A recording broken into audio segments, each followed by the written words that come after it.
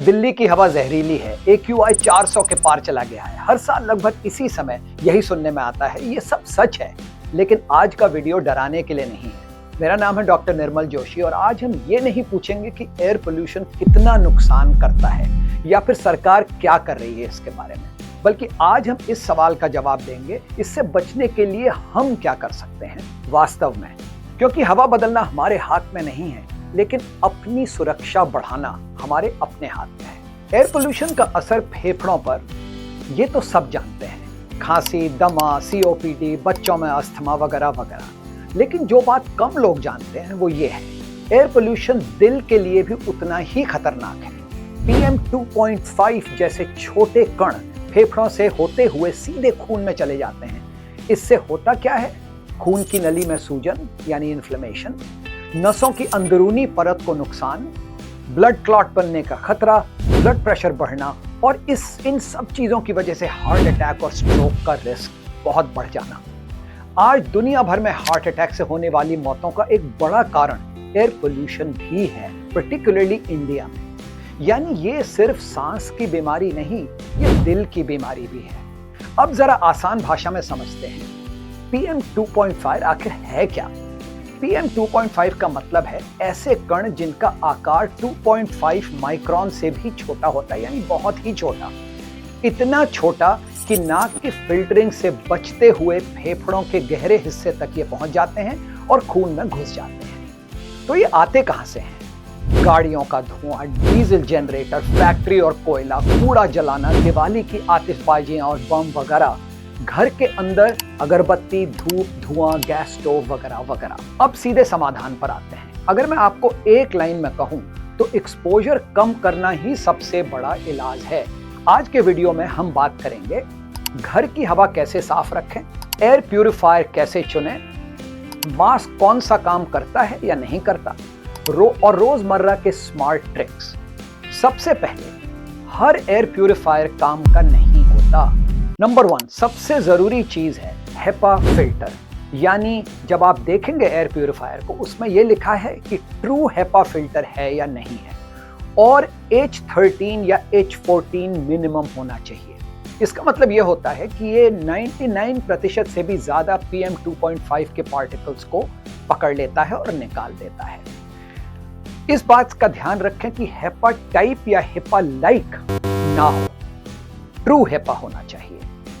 दूसरी चीज, कमरे के साइज के हिसाब से करेक्ट होना चाहिए। ये वही बात है ना कि जैसे आप एक बड़े कमरे में अगर एक छोटा एयर कंडीशन लगा देंगे तो वो काम नहीं करेगा, राइट? तीसरी चीज, कमरे के दरवाजे और खिड़कियां बंद होनी चाहिए जब ये यूज होता है, जैसे हम एयर कंडीशनर के लिए चलाते समय सोचते हैं। और रात को सोते समय बेडरूम में जरूर लगाएं, साइज के हिसाब से करेक्ट। और सबसे जरूरी चीज, फिल्टर साफ करना ना भूलें।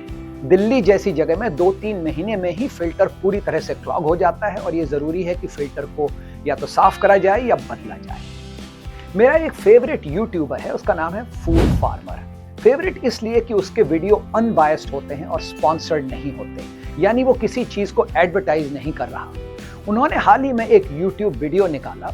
फूड फार्मर ने इस वीडियो में मल्टीपल एयर प्यूरिफायर्स को रियल लाइफ कंडीशंस में इंडिया में टेस्ट किया। सिर्फ कंपनी के क्लेम्स पर भरोसा नहीं किया। उन्होंने क्या क्या इवैल्यूएट किया? नंबर 1, PM 2.5 एक्चुअली कितना कम होता है इस एयर प्यूरिफायर से। दूसरी, रियल रूम साइज में इनकी परफॉर्मेंस कैसी रही। तीसरी चीज, उनका नॉइज लेवल कैसा था, कितनी आवाज करता है, पर्टिकुलरली बेडरूम के लिए खासतौर से जरूरी है। और उसके अलावा उसके लॉन्ग टर्म कॉस्ट क्या है, फिल्टर बदलना, मेंटेनेंस, इलेक्ट्रिसिटी वगैरह वगैरह। और सबसे इंपॉर्टेंट, ट्रू HEPA फिल्टर है या नहीं। तो उनकी क्या क्या लर्निंग थी? पहली चीज, true HEPA filter non negotiable है, एब्सोल्युटली होना चाहिए। मैन्युफैक्चरर के क्लेम्स हमेशा रियल परफॉर्मेंस नहीं दिखाते। फिल्टर रिप्लेसमेंट कॉस्ट को इग्नोर करना बड़ी गलती है। और फाइनली, नॉइज और यूजेबिलिटी डेली लाइफ में काफी मैटर करते हैं। बॉटम लाइन, एयर प्यूरिफायर लेना काफी नहीं है, सही एयर प्यूरिफायर लेना जरूरी है, उसका सही इस्तेमाल बहुत जरूरी है।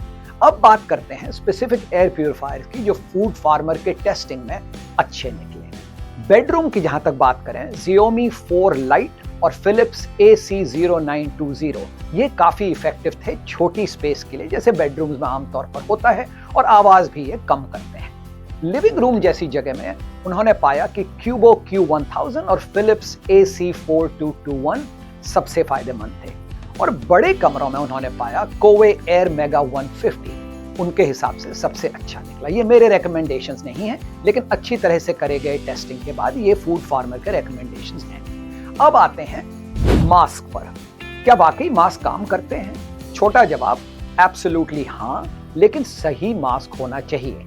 कपड़े या सर्जिकल मास्क काम नहीं करते। ये मास्क 2.5 नहीं रोकते। तो कौन सा मास्क सही है, N95 या KN95? ध्यान रखने वाली बातें ये हैं, फेस पर टाइट सील होनी चाहिए, अच्छी तरह से मास्क फिट आना चाहिए, दाढ़ी होने पर असर थोड़ा कम हो सकता है, तो ध्यान रहे इस बात का। गंदा या गीला मास्क बदलें, पुराने मास्क काम नहीं करते। अब और कुछ छोटी छोटी ट्रिक्स पर आते हैं। नंबर 1, घर के अंदर अगरबत्ती, धूप वगैरह सीमित करें, कम यूज करें या बिल्कुल यूज ना करें। किचन में एग्जॉस्ट फैन, वैक्यूम क्लीनर में HEPA फिल्टर, ये सब बहुत जरूरी चीजें हैं। और इंडोर स्मोकिंग बिल्कुल नहीं, क्योंकि स्मोकिंग का असर कई गुना बढ़ जाता है जब एयर पोल्यूशन ऑलरेडी ज्यादा है। बाहर निकलने का समय का ध्यान रखें, सुबह शाम पीक पोल्यूशन से बचें। AQI ऐप्स का इस्तेमाल करें ताकि पता रहे कि कितनी एयर क्वालिटी उस समय है और कितना PM 2.5 उस समय है।